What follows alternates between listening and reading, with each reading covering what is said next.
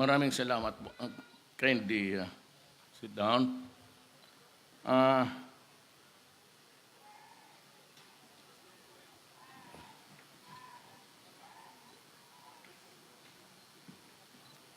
Executive Secretary Salvador Medialdia and the members of the Cabinet, Governor Albert Garcia is here with us, Mr. Ramon Ang,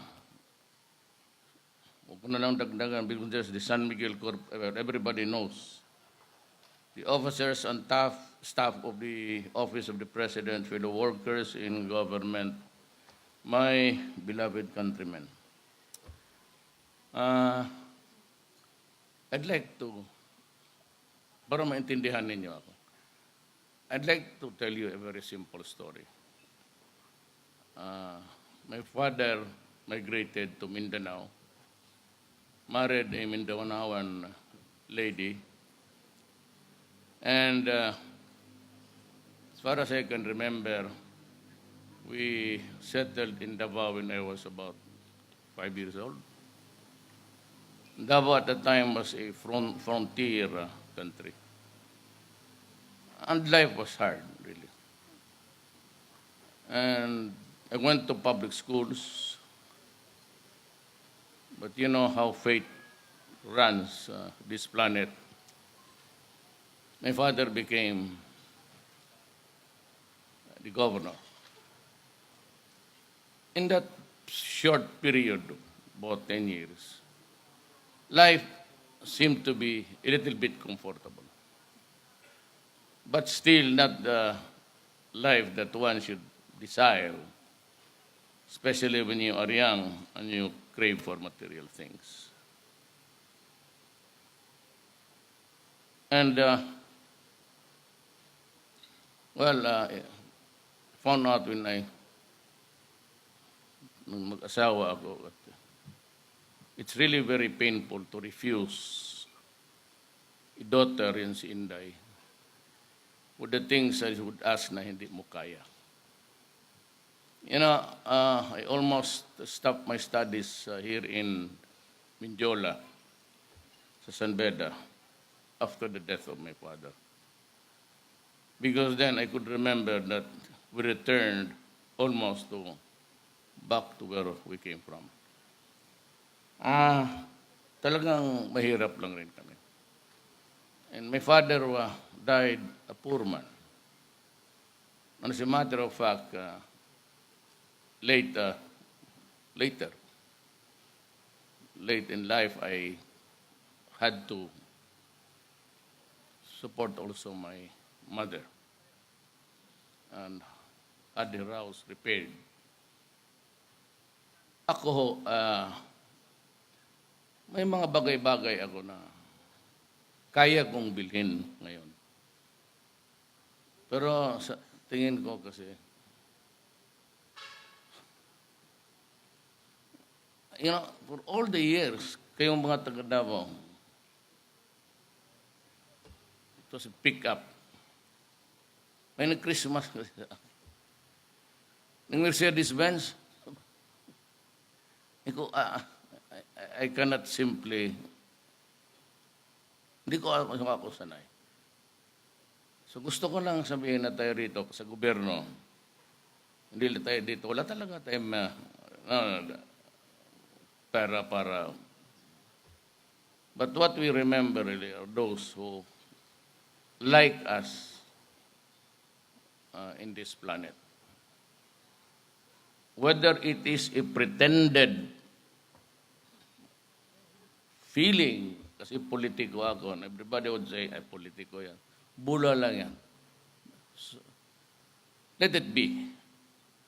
But in my governance for 23 years, I really did my best to make Davao what it is now.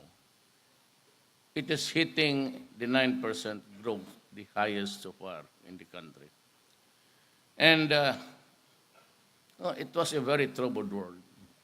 But being a prosecutor, I had always this in my mind, that I will improve this city, provide employment. All I have to do is to make the city peaceful. And because I love my countrymen, and because I love the people, you heard me in the debates. Why am I here? I am here because I love the Philippines and I love the Filipino people. Akala lang nila sloganire yan. It is as if just to impress people of your patriotism or your passion for your fellow men. Baka ganun nga. Pero huwag kayong magkumpiyansa sa akin. Kasi sa Davao, nung sinabi ko, do not mess up with the people here. Kasi madalas nung kidnapping, just in the middle of the night, noon time, pinagpipick up lang nila yung mga tao. Sinabi ko, do not do something now that I am the mayor. I talked to the communists. I told them to, maybe you can just retreat to another province or city. I am not driving you out. But we share the same vision. You are the Communist Party. It is a party of a philosophy in life. Mine is socialism. Why? Because lumaki ako ng mahirap. Ano yung wala akong kotse noon, nagaya ng mga ibang, mayroon pa rin yung kagang-kagang Opel Kadett, which was really a second-hand car bought by my mother. So yung sinabi ko sa mga tao, huwag mong galawin ang mga tao dito. And that statement came out first during my inauguration. In the press con, I said, go out of the city, kayong mga durugista. Do not destroy the young here in the city, or I will kill you. At sinabi ko, kayong mga kidnapper, at yun yung lumabas that Duterte admits slaying, killing suspects. Actually, ang media ang maglaro niyan eh. You know, people judge best when they condemn. It was actually, ayaw ko nang pag-usapan kasi talagang inkwentro yun. They kidnapped a Chinese girl, brought her to Cotabato, detained her there for about 2 months, but they made the mistake of returning the victim, the hostage, doon mismo sa bahay. Talagang walang utak ang mga, talagang torpe. So napunta sila doon, kumain pa sila sa bahay ng victim, pinaluto pa nila. But downstairs, I was really waiting for them. So, it was a massacre, 3 of them. We were only 4 people. Then John Stares was retired. Ako, pati yung driver ko. At yung aide niya. Ngayon ang pinakita ko sa I said, I will really kill you. Do not with me. Ngayong presidente na ako, I have my sworn duty to protect the young. Wala na tayo eh.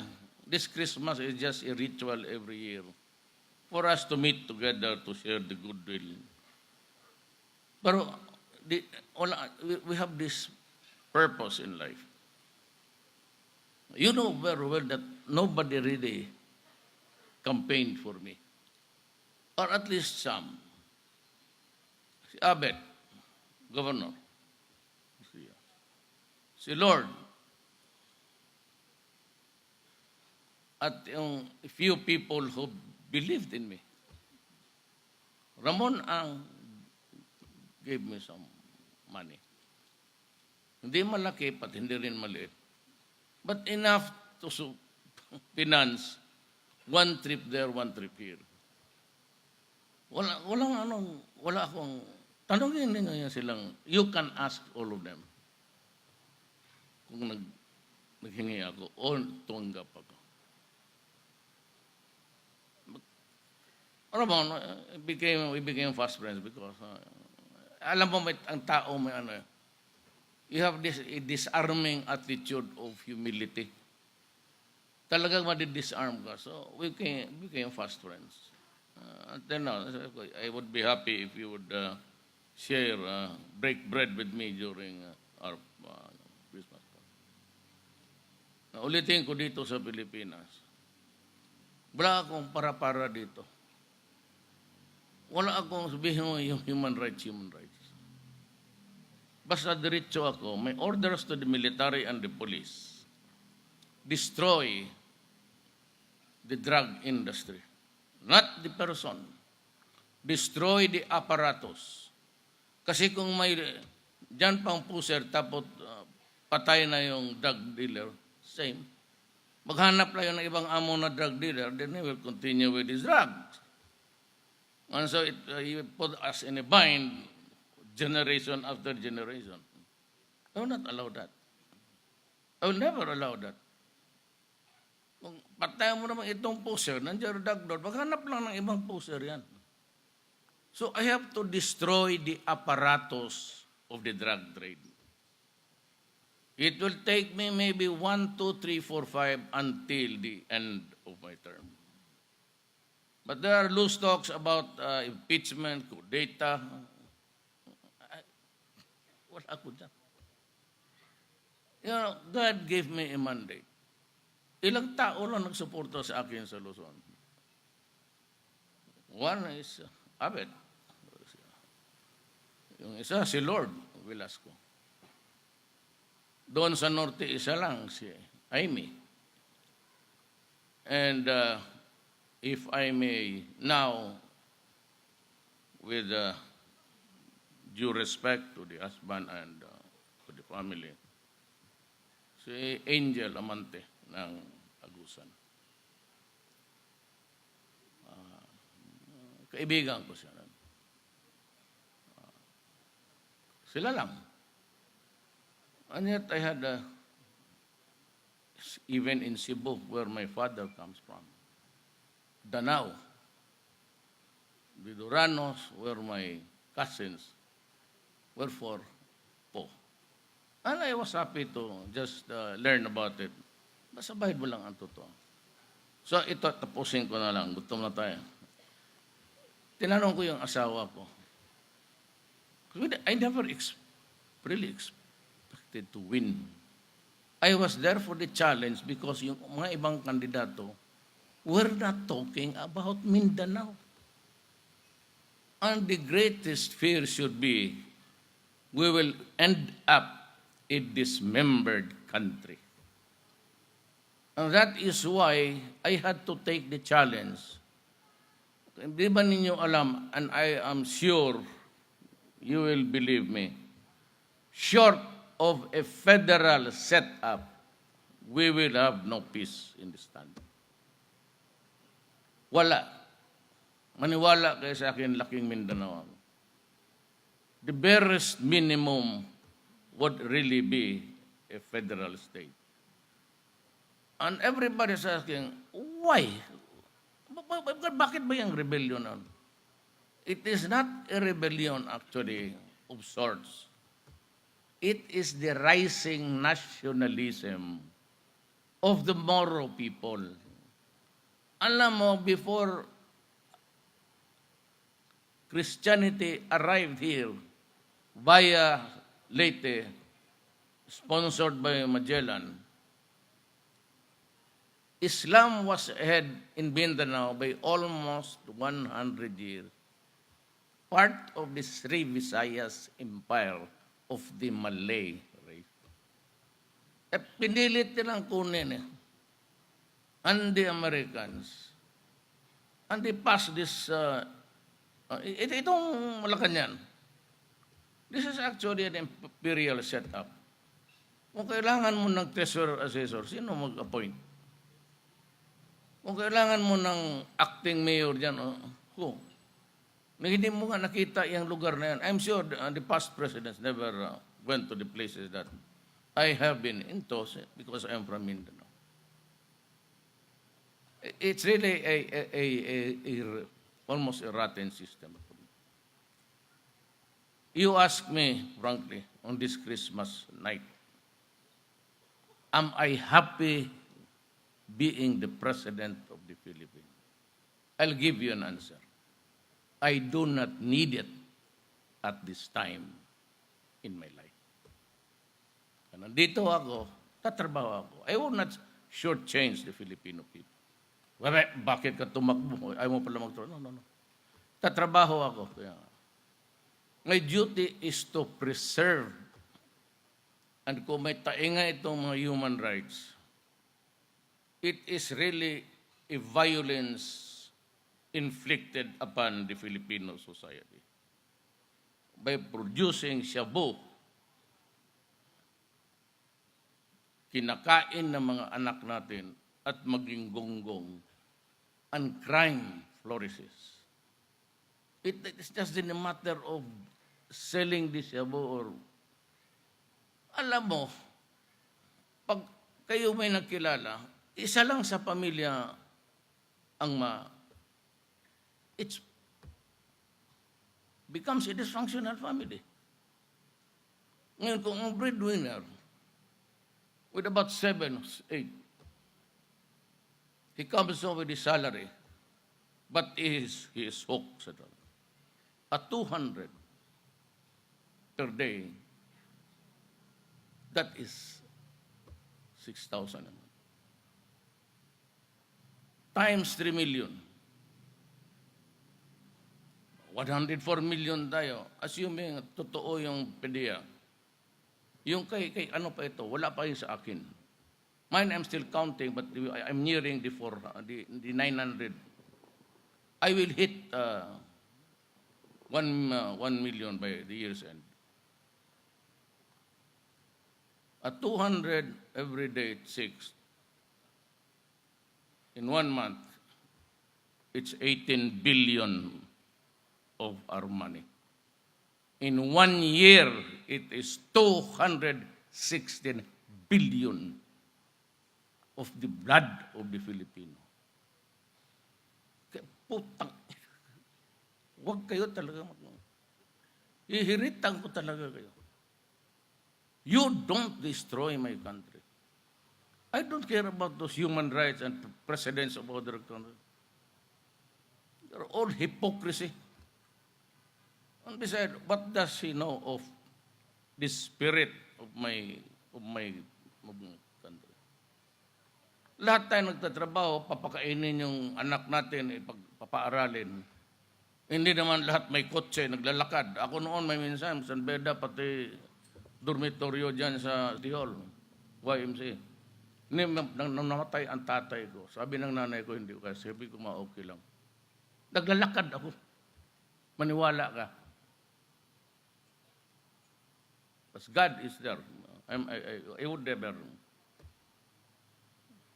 voice a lie to you. Kaya sabi ko, wag dito.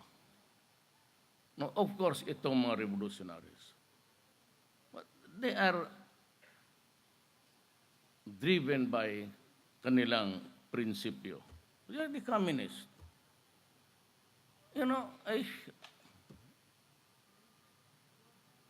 used to participate in the demonstrations there.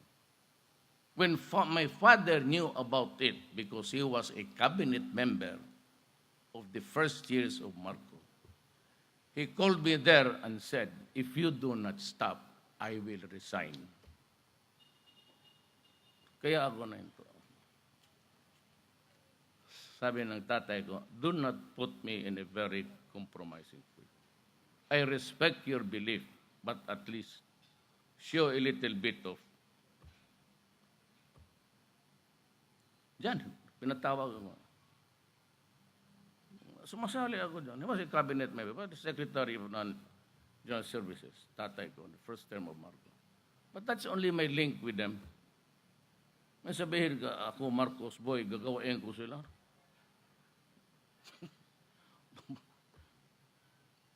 I never bowed to anybody politically. Every election, sila yung pumupunta sa Davao, lahat. Hihingi ng tulong sa akin. Ako, I survived on my own. Was mayor for 22 years, 4 years. And wala talaga kayong masabi sa akin. I prefer to take the commercial flights, but the problem is sometimes I get to be late. Sometimes pero nagbabayad ako ng eroplano. Mura lang nga. Mura lang. Yung operational cost lang. So nagbabayad ako. Kasi hindi naman lahat. Minsan yung pauwi ako na I have to be there because I have some important persons. So yan ang buhay natin dito. So I promise no corruption. I promise that there will be less drugs. I will suppress it. And if I can wipe them out, I will. Then criminality. These are the things. Just make the Philippines peaceful. Kaya ako pag take off sa Indonesia, take off sa Singapore, I take off from Vietnam, hindi naman ako na naiyak. Pero naluluha ako to think na sila, every guy there is working gainfully, employed. Tapos pabalik ako dito sa bayan ko na there's a runaway drug problem, there's a rebellion, there's the Maote in Lanao now, at yung mga terorista sa... So, the communists agreed to talk to me. I talked to Ms. Sison kagabi. I hope you guys with the intelligence were hearing it. Marami kaming sinabi. Sabi ko, we are all agreed with this. Is a land reform ko, fine. There's still lands now, walang may-ari, kalaki ng Pilipinas. Hatiin natin to sa isa't isa. But we have to support them. The way the other countries did. That's why they progress. Because they took care of agriculture. Doon muna tayo sa maliliit. And 4 days ago, I ordered the release of, nag-deliver kasi si Andrea Domingo ng 5 billion. Right away, binigay ko yung 1 billion kay DSWD. Sabi ko sa sekretary, ma'am, ibigay mo ito sa lahat ng Pilipino ngayon, nagdala ng reseta na wala silang pera pambili. Then I remembered, yung mga tao na nagkamali, ibuhay sila, then they are under medication for addiction. Sabi ko, 1 billion para mabili ko kasi wala pa akong rehab center. Were it that, I said, for the good soul of one Chinese, singular guy. Siyang nagsabi, pumunta dito, naglamano sa akin, dyan sa opisina. Tapos said, I'll build you a facility good for 10,000 addicts. In about 3 months, he finished the job, fabricated lahat, and passed by my office, said his goodbyes, and I have not heard from him ever since. Because sabi ko, itong alay ko, sinisiraan pa ako, and, mayroon kaming idiom sa Bisaya. I'm sure it applies to all. Patay gutom. When you say, we do not give you the aid, we do not give you the assistance if you do not do this and not do that. They have been doing it not only to me, but to the other presidents. And I said, you do not treat me like the others. You can have your aid. We will survive. I will look for money to survive. So, mayroon ako ngayon mga rehab this budget next year. And I would like to thank publicly Ramon Ang because they also build or going to build itong rehab center. And not only that, they donated equipments sa ating sundalo sa doon sa where I go every now and then when we have so many soldiers wounded or dead.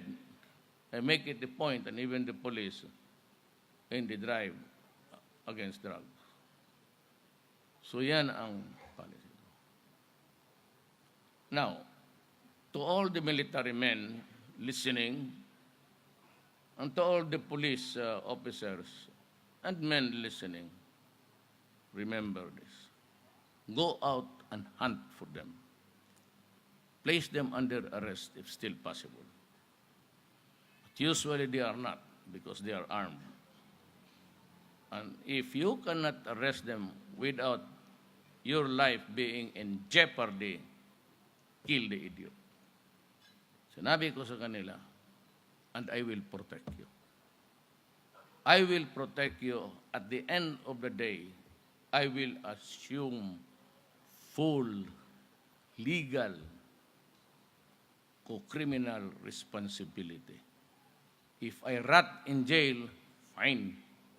I am old. I can do it for my country. Basta linisin ninyo. Just follow the instruction. It's all legal. Gayong doon sa Albuera, sabi na talagang ni-rub out. But when I was asked by Major, I said, I believe in the police. It might be ridiculous to you, but still, the police, akin yan. I am their chief. They are under the DILG. And DILG is under me. Sabi ko, paniwalaan ko yung istorya nila. Hindi kasi rub out, pinasok sa... So, the NBI investigated. I allowed them to investigate. And they said it was a rub out. Go fine. You know, if I was really something into, di sabihin ko na sana sa NBI na sundan mo na lang yung istorya ng police. But I did not. I said, okay, fine. As far as I'm concerned, it was duty connected.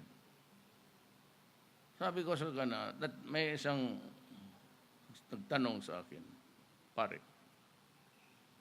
Sabi niya, Rudy, you know, you should be concerned of yung pinatay. No. We did not operate until after 2 months I was president. So if you would kindly remember, take a few steps back. There were already a lot of killings when I was to become the president. When I became president for 2 months, there were a lot of killings. Wala kami doon. But remember, I mentioned several names of the generals of the police. I'm just giving you the idea. Bakit balutin namin yung mga putak na yan? Ba't ka magbalot? Hindi naman kailangan ang mami dito. Marami nang bungo dyan sa ano.